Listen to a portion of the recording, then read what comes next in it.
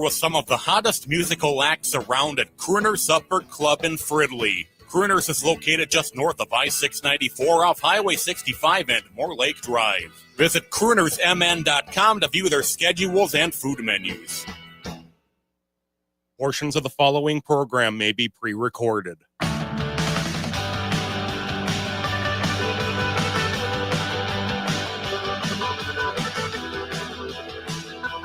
Broadcasting from the studios of AM 950 KTNF, the progressive voice of Minnesota, and airing on WCPTA 20, Chicago's Progressive Talk. Welcome to The Gailey Show, the only daily LGBTQ progressive radio news and talk show in the United States. I'm your host, John Parker. In studio with me today, executive producer Jim Pounds. Hello, all. In the control room, Patrick. Hey, Patrick. Hi there. How was your weekend? It was pretty good. How was yours? It was uneventful. I don't remember our weekend. I know, right? Isn't it weird? You get to Monday and you're like, what happened? What happened? I got a lot of writing done, actually. Good job. Got a lot of writing done, which was important. Okay, what is on the show today? We're going to bring you our in-depth reporting from Iceland's 2025 Pride Week, organized by Reykjavik Pride. And other news we'll get to in the second half of the show, Arkansas is trying to ban haircuts for trans people. Yes, really. The state of Georgia is forcing incarcerated people to transition. They're forcing incarcerated trans people to detransition. The Texas measles outbreak has been declared over. You'll never guess what they did to end it. And MSNBC is going to be changing its name. It's grown worthy. But up first, we have our reporting from Iceland and their Pride Week. So here at The Gailey Show, we recognize that being the only daily LGBTQ radio news and talk show in the United States carries a unique responsibility. And while there are great LGBTQ newspapers and digital platforms, we are the only ones operating in the radio and podcasting space on a daily basis. And we need to ensure that we are covering the LGBTQ and allied community in a comprehensive way. And part of that includes how we cover Pride. Yes, Jim.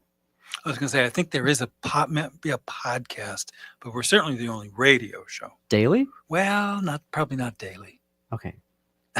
It's just, I was sitting. I'm glad we took that. The look on my face right. was I was trying to sort that out for so myself. In 2025, we and AM 950 Radio, we broadcasted live from two prides in Minnesota, Golden Valley Pride and Twin Cities Pride. I personally also reported from Pride Fest in Marquette, Michigan. And while Jim and I and our third partner, we're in a throuple, have been wanting to go to Iceland on a vacation for a number of years now, for this trip, a trip to Iceland for Pride didn't seem like just a vacation. With the Trump administration, we now live in an unofficial but practicing Christian nationalist state, where the federal government, the Supreme Court, and much of the federal judiciary, Congress, and 23 state legislatures are governing with the express goal of the imposition of biblical law. We are at an all-time high of the government suppressing the free speech of LGBTQ people, as demonstrated through record numbers of laws banning books, removing LGBTQ curriculum from schools, and the suppression in many states of the ability to even openly identify as LGBTQ if you're an employee at a school. Yep. The Supreme Court has empowered Christians to veto public school curriculum, writing that parents have the right to shut down any public school curriculum that creates an environment, quote, hostile to their own religious beliefs, especially because religious schools are, quote, prohibitively expensive, end quote. So parents must have the right to veto any curriculum that violates the Christian faith. That was in the decision itself from the Supreme Court. Wow. Universities have willingly submitted to demands from the executive branch, enacting policies the president demands of them, which includes dictating what student policies those universities will use, what healthcare programs those universities can provide, as well as the promotion of lies meant to demonize the LGBTQ community. Yep. Healthcare systems are also doing the same. The president's demands to universities, schools, and healthcare systems are based on his and MAGA's Christian nationalist interpretation of biblical law. It also extends to immigration policy. The White House Faith Office head, Paula White, a multi-millionaire televangelist, has declared that Even Jesus, on record, is saying this. If Jesus had broken America's immigration laws, he would be sinful and, quote, not our Messiah. Wow. Trump's defense secretary has removed transgender troops from military service due to biblical law, and through his social media publicly supports Christian nationalist calls to end voting rights for women. Churches are now empowered to endorse candidates for public office. Christian federal employees can now actively attempt to convert their colleagues to Christianity. In the current American context, we know what pride looks like, but what does it look like outside of the United States in 2025? Iceland then presented for us a unique opportunity to observe what pride can look like outside of an American context. And when we arrived in Reykjavik, the first thing we noticed were the pride flags. They were inside the airport at various kiosks. But then we saw the official display outside the airport of multiple flags. Then we saw flags at gas stations, in window displays in the city, in a variety of different businesses and restaurants, and even outside the city at various towns that we visited. Pride is the largest festival in Iceland. And interestingly, while we were there, we didn't see a single anti-LGBTQ protester or sign. Not one. Now, we didn't visit every inch of the country, but we were all over downtown at the Pride Center, and we also walked along the parade route. On our first afternoon, we headed to the Reykjavik Pride's office, and I sat down with the head of Reykjavik Pride. Ooh, there was a nice little roll of the R there. Yeah, wow. And Patrick, can we play a clip, that first clip from my interview with Helga? My name is Helga Haraldsdóttir, and I am the president of Reykjavik Pride. On the day of the Pride March, we have 100,000 people coming to downtown Reykjavik, which might not seem like a big number to people, but it's 1/4 of the nation. 25% of the people in Iceland show up to support us. We start the week on a Monday, and we are hosting just the official Pride events are 50 events. And then, of course, there's loads of venue events as well. So I'm not sure about the total number, but I would think at least 100 events this week, which is amazing. And it's been growing steadily for those 26 years we've been going on. Because the first Pride was held here, 99, and it was in remembrance of the Stonewall riots, which is, I think, how many Pride starts out, right? And then after that, and then there were 1,500 people, yes, gathered to celebrate. And right now, 26 years later, we have exploded, right?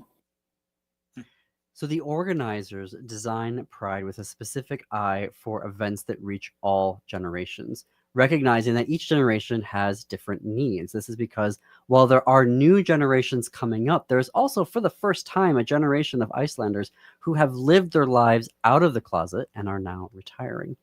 And they also see Pride as an opportunity to reflect and grow as a community by learning from each other and also from LGBTQ communities outside of Iceland. So Patrick, can you play clip number 2? We have a conference, a rainbow conference we call it, and we are getting guests, for example, from Budapest, Hungary. But as you might know, Budapest, they banned the Pride in Budapest. So it's going to be quite an interesting panel with a person coming from Budapest, one coming from Riga in Latvia, but the Pride there, they lost 70% of their funding this year.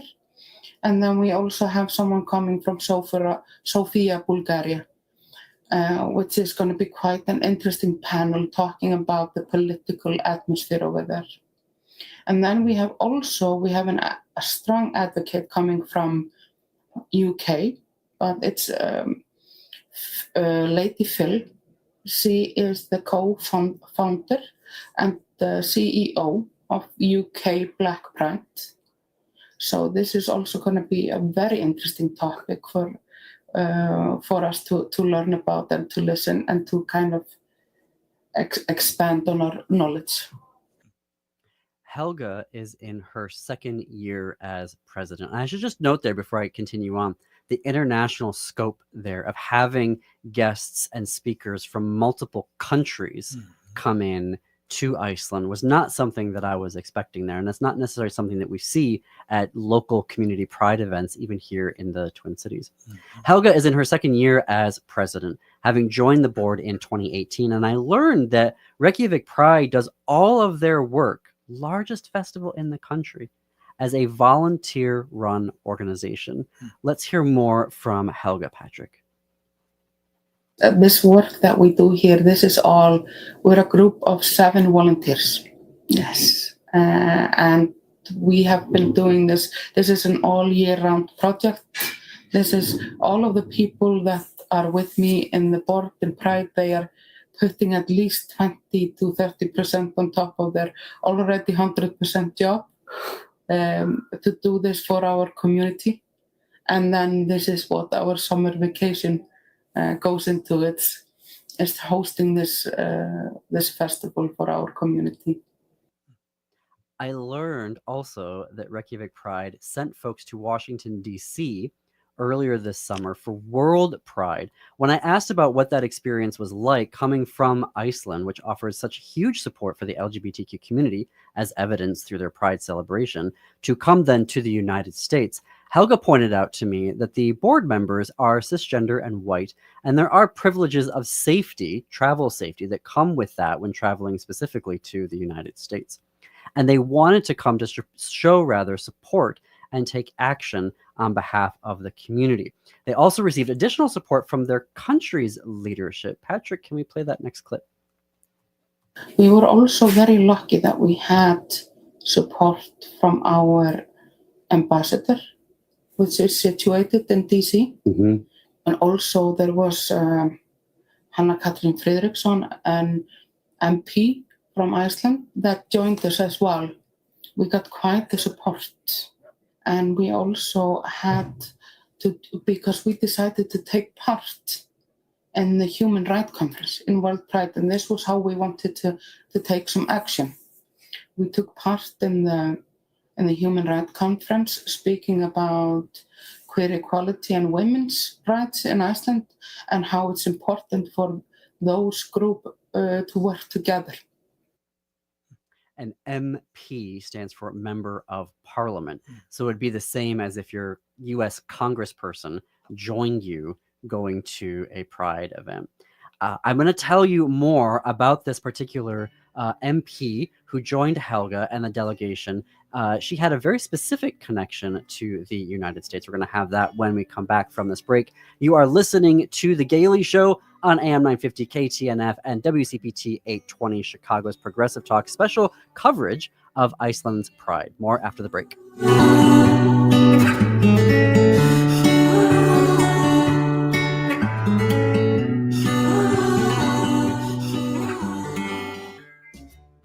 Summer is going fast, but Next Chapter Booksellers has everything you need to keep up with your summer reading. From the hottest new titles to timeless classics, Next Chapter Booksellers has something for any taste. Their friendly staff are great at making recommendations for the perfect summer read for you or your loved ones. Plus, Next Chapter Booksellers has a wide variety of puzzles and games for those rainy days. So keep up with your summer reading at Next Chapter Booksellers off Snelling and Grand in St. Paul. More at nextchapterbooksellers.com. Hi, I'm Corey Wisco, president of the Welshire. The Welshire excels as a memory care community in the Twin Cities, located in Bloomington, and we have a new location in Medina.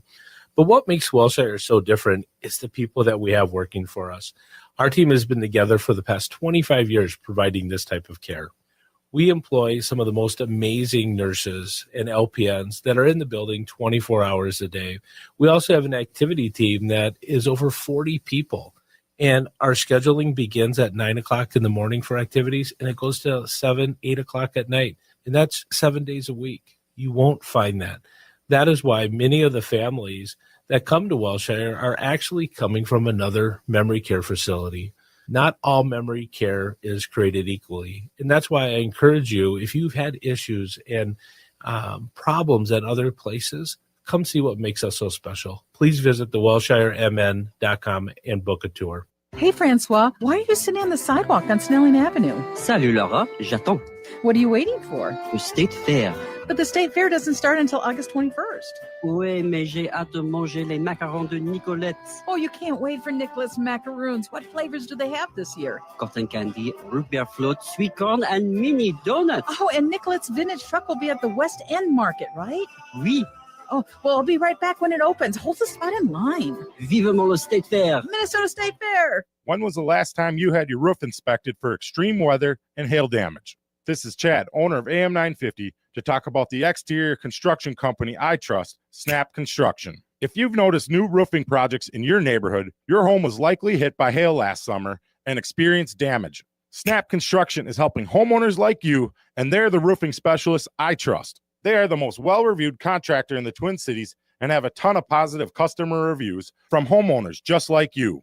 Even better, Snap Construction's installations are backed by a lifetime warranty, so you know you're dealing with a qualified roofing expert. You want to work with a company that will be here for a long time after the work is done. Snap Construction has handled thousands of claims and will help you through the process. Do yourself a favor and get a free roofing inspection so you have the facts and peace of mind you deserve. Call Snap Construction today at 612-333-SNAP.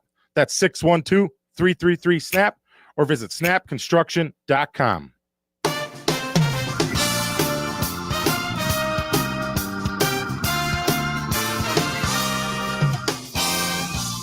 Welcome back to The Gailey Show. I'm John Parker. Jim Pounds, my executive producer, is here with me in the studio. We are coming up on the bottom of the hour. We are spending some time right now providing you our special coverage from Reykjavik Pride, which we went to for the first week of August. That is when they host their Pride.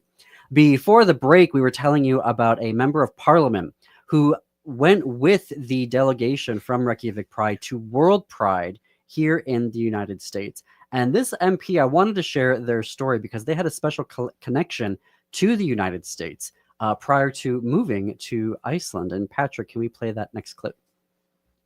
She used to live in the US around 22 years ago. She and her wife lived in San Francisco, I believe. Okay. And a part of the reason that they moved to San Francisco was because there was the option of having children if you lived in the US. And they had their 2 daughters out there. And right now it has completely changed. So it has gone like a 180, and it would be a much better option to have your children here in a queer family than it would in the US. Something I noticed on their website actually is advice to and a warning to Americans who are considering claiming asylum in Iceland, saying that you can't specifically ask for asylum because the United States is not classified as a dangerous country where it would, qualify. So they're like, if you do that, they will immediately flag it and reject your application. Not a dangerous country yet. We'll see how that classification goes here over the next couple of years. Prior to this year, Helga attended 2 other World Prides in the United States, in Boston and New York City in 2019. And I asked her about her impressions of the difference between 2019 and today. Patrick, can we play that clip? In New York, there was just a little bit of a different atmosphere. The atmosphere was lighter and it was more celebratory. Not saying that, of course, in Washington, there was also a lot of celebration and a lot of joy, but it was kind of mudded. It was kind of mudded with this, a little bit of a gray cloud that you can kind of feel. So it isn't, I wouldn't say, I couldn't really describe it as something that happened or something that somebody said, but it was just like this base feeling of it that was different. And I also felt, which I didn't feel in New York, I felt insecure in the Pride Parade itself. So that was also maybe the biggest difference for me personally. After I spoke with Helga, I headed over to the Pride Center where I talked with Siga, who is a board member of Reykjavik Pride. The cafe was busy, hence there's a lot of background noise in this clip. And there was also the Rainbow Family event that had just got underway. So it was for kids and families. So there was a lot of face painting, balloons, and ice cream. I asked her about the Pride Center itself, which was located in a building called Indo that comes with a full cafe, a large conference room upstairs, an auditorium, and additional rooms. And I asked what it was, how it functioned, and what happened there. Patrick, can we hear from Siga? This is the third year we have it here in Illinois, and it's just located very downtown, so we like that. So people are walking by and visiting, also tourists and just people hanging around. And we like people to come here and just join us and stay here for a drink or coffee and meet with friends, meet new people. And we have it all week. We open on Monday until Saturday. We have a store, Pride store here, where we sell all kinds of things. And and so we have events going on all week. We have we have a yoga conference, families, we have plays, we have concerts, all kinds of things. So we sometimes it's 2, 3, 4 events per day, and we're very proud of it. As Siga said, with the Pride Center downtown, it is also available to everyone from locals to tourists, and everyone can take advantage of the events. Their Pride Shop, the cafe, the Pride Shop was super busy and packed every day that I went to the Pride Center. There's the cafe, and just being on the city's gorgeous Lake Tornin, I apologize on the pronunciation of that. On Saturday, we came back to the Pride Center to the Dunda.is pop-up makers market, where I got to talk to a couple of the vendors. And Patrick, can we start with Jane? My name is Jana Ruth Magnúsdóttir, a very fun Icelandic name. And my company is named BRST, and it's on dunda.is. And I am everything boobs. Like, boobs are fun, and my company is just boobs, like all kinds of boobs. So I was hoping for Jane there, but that was Jana Ruth. Jana Ruth's goal is breast reduction surgery, which spoke to the many different stories of the vendors of the Dunda.is pop-up makers market. And Jana Ruth shared with me more about who was there and what is it about. Patrick, can we play that next clip? So Dunda.is is like all kinds of stuff. There are all kinds of stuff like candles and bags and everything is handmade. So there is a lot of all kinds of ideas here, and Pride in Iceland is really big. It's really huge. There are a lot of people that are in the parade and everything, so it's a lot of fun. I asked Jana Ruth about her thoughts on Pride being the biggest festival in Iceland. And Patrick, can we play that last clip? It is the biggest festival in Iceland. It's this and Eurovision. It's a 2-day thing. The biggest festival. Like I think like about 90% of TVs are like on when the Eurovision contest is, so these are the two of the biggest things in Iceland. Why do you think that is about Pride being the biggest? I think it's the inclusivity, and we're just happy people, even though it's really dark in the winter time. It's just we're just happy.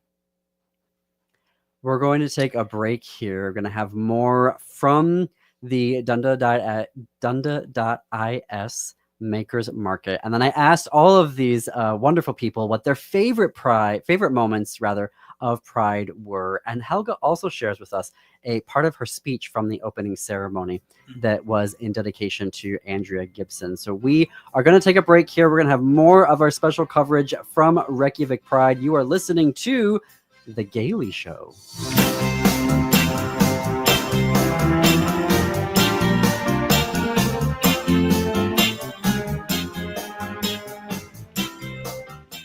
This is Santita Jackson, Minneapolis, St. Paul. I couldn't be more excited about starting our days together, Monday through Friday, 6 to 8 a.m. Central on the Progressive Voice of Minnesota.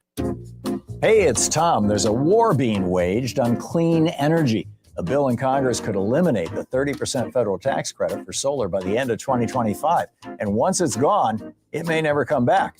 Fossil fuel giants and their MAGA friends in Washington want to kill green energy. But you can fight back. Going solar with All Energy Solar isn't just smart, it's a form of resistance. You choose where your money goes, not to utility companies, not to fossil fuel billionaires, but toward clean, renewable power for your home. A system from All Energy Solar works in Minnesota year-round because it runs on sunlight, not heat. So even in the dead of winter, you're generating electricity. And All Energy Solar helps you save with every rebate and incentive available. This is the moment to act. Waiting means risking with this tax credit and giving the upper hand to MAGA Republicans. So get your free consultation today at allenergysolar.com and take back your power. Turn to Auto Technical with your vehicle donation. We have families waiting for a car. You know, over 85% of unemployed are successful in finding and keeping a job if they have dependable transportation.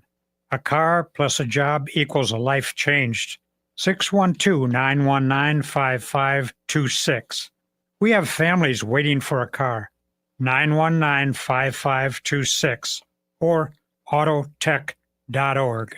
Hi, I'm Peter Solak. And I'm Adam Ostrowski. We are here at Woodland Stoves and Fireplaces to talk about the joy of live fire cooking. Cooking over a live fire is the oldest and most basic form of cooking. What's new is in the way fire is handled and its heat is managed. It's easier to experience and enjoy the smell and taste of food cooked over a live fire. Woodland Stoves and Fireplaces sells and installs live fire grills, fire pits, and ovens. Let us help you experience the smell, the taste, the fun of cooking with fire. Pizza was first made and is still best made in an open fire oven. The radiant and conductive heat of a live fire is unmatched for wood roasting and baking artisan breads too. Come see the many ways you can cook over a live fire. Woodland Stoves and Fireplaces has over 35 working wood and gas units on display at the corner of East Franklin and Riverside Avenue in Minneapolis. More information at woodlandstoves.com. Find the fire that works for you. Woodland Stoves and Fireplaces. Out of the ordinary products and services since 1977. With a look at your AM 950 weather, I'm Patrick Lilia. Showers and storms taper off this afternoon with a high of 80, then tonight clear with a low of 69. Spend your summer with some of the hottest musical acts around at Crooner's Supper Club in Fridley. Crooner's is located just north of I-694 off Highway 65 and Moore Lake Drive. Visit croonersmn.com to view their schedules and food menus. AM 950, the progressive voice of Minnesota.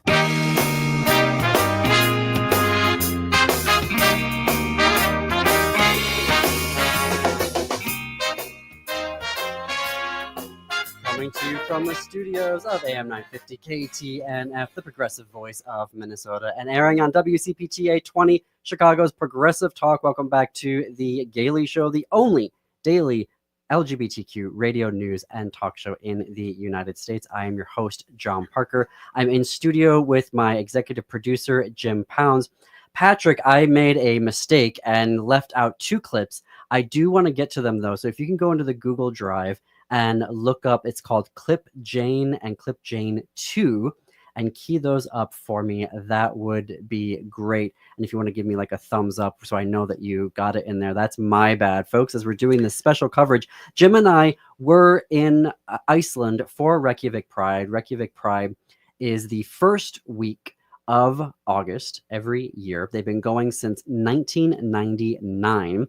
And this was an opportunity for us to go there and see what does Pride look like outside of the American context. And we talked about earlier in the first part of the show that when we were there, we didn't see a single anti-LGBTQ sign. We didn't see any anti-LGBTQ protesters during the Pride Parade or during the week that we were there. And if you're just joining us, you can, when we finish the episode today, you can go in and listen to my earlier interviews with Helga, who is the president of Reykjavik Pride, as well as another staff/board member for that. Patrick, how did we do? Did we get it up or not? Just another moment. Okay.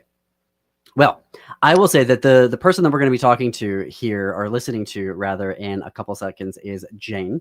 And Jane is also a potter, but also works as a preschool teacher in Iceland. And so she's going to tell us a little bit about what that looks like here in a couple of moments. When we are done with this, we're going to actually put together, and by this I mean today's episode of special coverage, we're actually going to put together a Pride guide for traveling to Iceland for Reykjavik Pride. This will sort of be our tips and recommendations if you are going to drive over, yes, if you're going to drive over the Atlantic, if you are going to fly over the Atlantic to attend Pride next year, we'll have a Pride guide for you. So now, thank you, Patrick, for dealing with my mess up there. We're going to go back to the Pride Center, to the Dunda.is pop-up makers market, where I got to talk to a couple of vendors. And here we're going to hear from Jane. And then my name's Jane Alexander. As we my company is Pottery by Jane. I'm a ceramicist. And I've been in Iceland since the 80s, mid-80s, shall we say. And so I'm a guide, I'm a preschool teacher, and now a ceramicist. Yeah. The work I've got today, I'm sort of like, I've got my little rainbow cotton reel here things, which I liked. I made all them.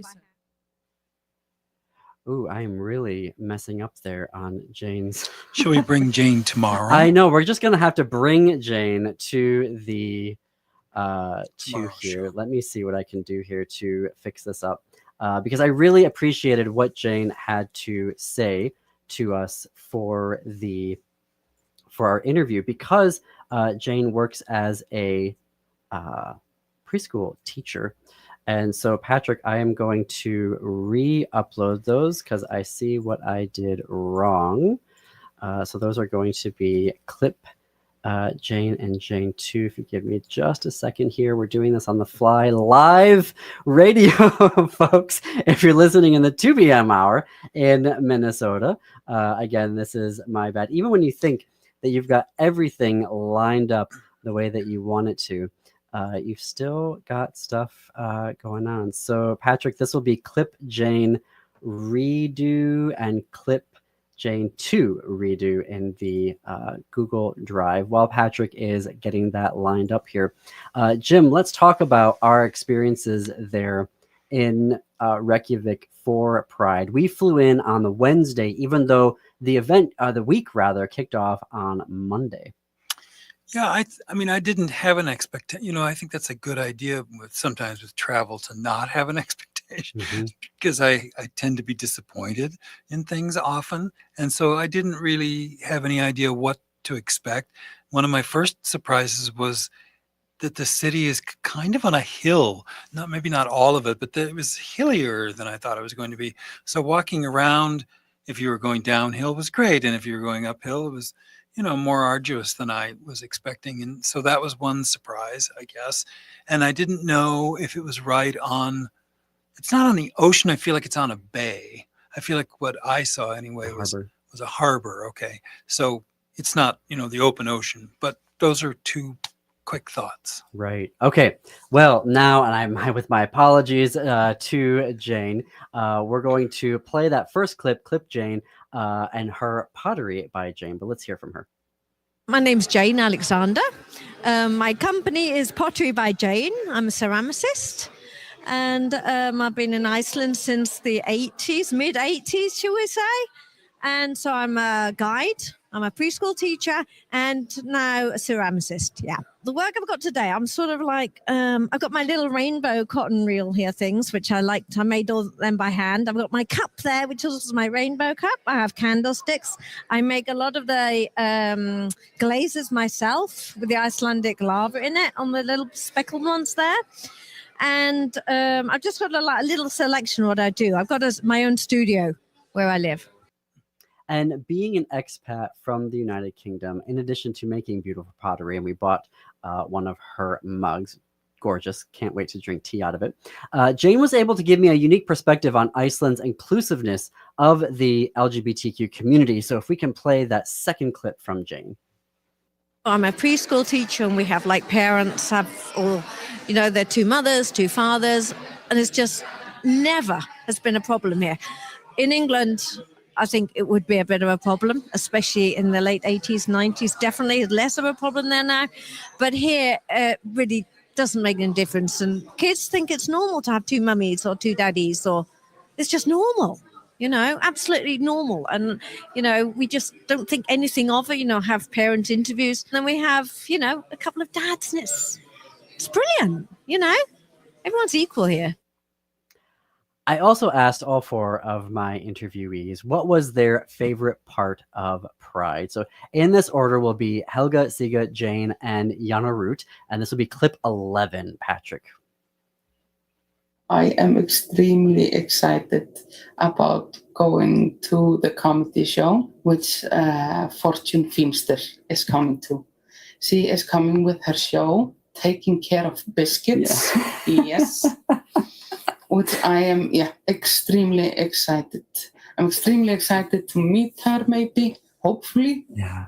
But also to see her show and see her in person. She is such a role model, such a good representation of a butch lesbian, which I sometimes feel is needed for myself, at least. So, for that reason, I'm very excited. It used to be, before, it used to be the parade, but now when I'm in the board, it's just the whole week. Everything is so exciting, we're so busy. And but I think what we are looking most forward to this year is the conference. So we are very proud of it. It's very big, and I hope we have a lot of people here to come and see it, because it's very cool. I love the amount of people out here today, to be honest. I'm not thinking of a sales thing, but I think just Reykjavik comes alive when anything happens. It's colourful. The flags are everywhere. It's outside the university. It's just everywhere. And it's just livens everything up, The colours and the people, and nobody is you just I went last year, and there was just a guy in a thong dancing. It's just and there are just kids there and families, and everybody's yeah, I just like this. It's just fun. Wonderful. And everything is just, so it's such a happy day. It is just really a happy day. Notably, I want to return to my earlier point. We didn't see a single anti-LGBTQ sign. We didn't see any anti-LGBTQ protesters. And even when we walked around that night after the parade along the harbor, it was a gorgeous walk to walk down Reykjavik at nighttime, because everything's lit up. And we walked along the harbor, downtown, the bar district. It was celebratory. There weren't any fights. There wasn't any jeering. It was just legitimately a celebration. And in the parade, I learned that there were no businesses or corporations. There were only LGBTQ organizations or groups specific to the LGBTQ community. And this is a deliberate choice by the organizers. And we have photos that you can see on our blue sky. They included the minister of the Lutheran Free Church, who is standing on a table outside the steps of the church, waving pride flags, which, crazy. That's not something that you would see here in the United States, with pastors and ministers standing on these churches. We see that outside of Twin Cities Pride. We do have a couple of churches who have their doors open, and that's fun to walk in.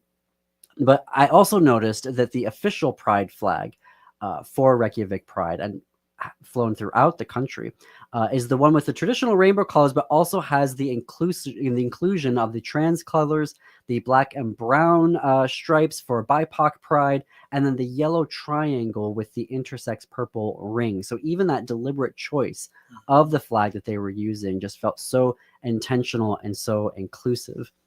So before we close our special reporting, I want to mention that you can see Jane's and Yanarut's work online at dunda, dunda.is. On Instagram, Jane is at pottery.byjane.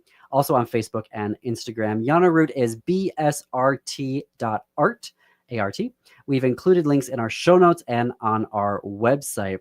I would like to officially end this special coverage with a part of Helga's speech from her opening talk, the opening ceremonies, if you will, that Helga recorded special for me to share with you, in which is a tribute to the poet Andrea Gibson, who we tragically lost earlier this year. So Patrick, can you play that final clip for us? Dear friends, dear community, I'm happy to stand here before you tonight, where we gather in unity, in solidarity, and in confetti. As we gather here, we continue to create and foster this community that we and those before us have built. About a month ago, the poet and fierce advocate Andrea Gibson passed away. They were better with words than I am, so I wanted to borrow a few of them. They said, "Before I die, I want to be somebody's favorite hiding place, the place they can put everything they know they need to survive, every secret, every solitude, every nervous prayer, and be absolutely certain I will keep it safe." Andrea wrote about love not as something passive or decorative, but as a shelter, as a structure. They wrote about becoming a hiding place for someone else's solitude, becoming the kind of love that can hold things, the heavy, the sacred, the unspeakable. And when I think about what unity really means, I think that's it. Unity is not about agreeing. It's about holding each other when things get hard, holding the secrets, the fears, the messy in-betweens, and saying, you are safe here, you are still whole, you still belong. That's how unity creates community, not through perfection or sameness, but through presence and protection. It's not about fixing each other. It's about becoming a place where others can breathe. It's about learning the kind of love that is large enough for all of us. Can't think of any other way, any better way to close out our special coverage of Reykjavik Pride 2025. We have one last break to get to, but we have some headlines that we want to share with you of things, unfortunately, from back in the American context. So you can keep the conversation going with us on our Blue Sky. We're at thegaleyshow.org on Blue Sky. If you are in Minnesota, we highly recommend signing up for AM 950's newsletter, where you can get more from The Gailey Show, but all of AM 950's progressive news and talk. You can go to am950radio.com and you can sign up for their newsletter. All right, we are going to have more from The Gailey Show when we come back. You are listening to The Gailey Show.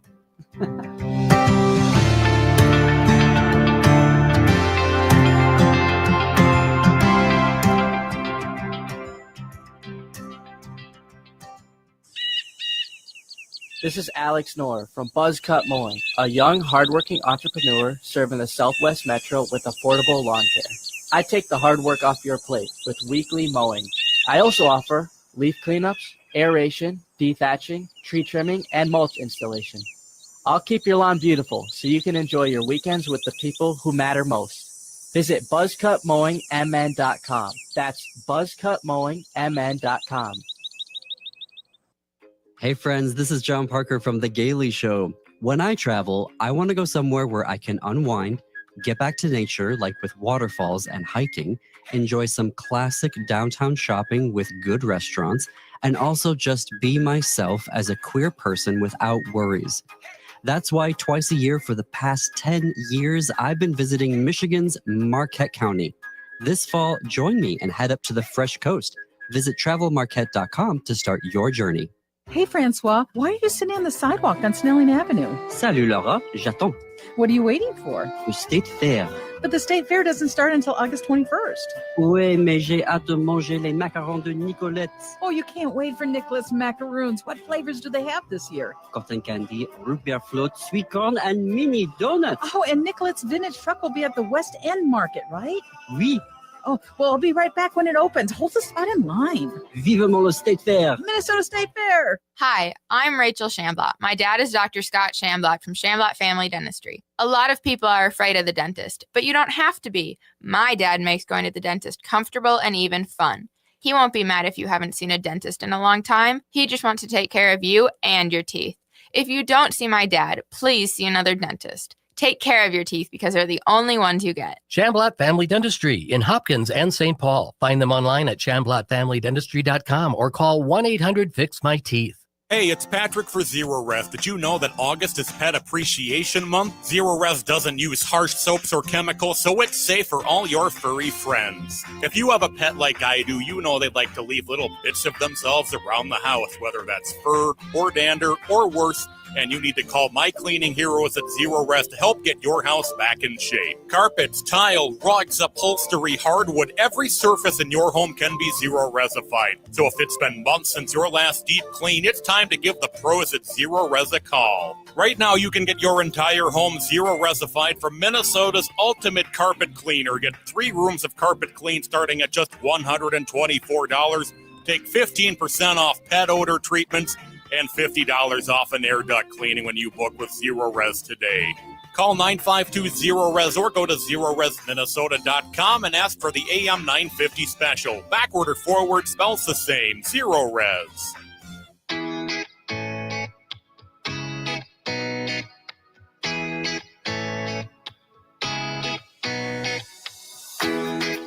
Welcome back to the Gailey Show. We are coming up on the top of the hour. I am John Parker.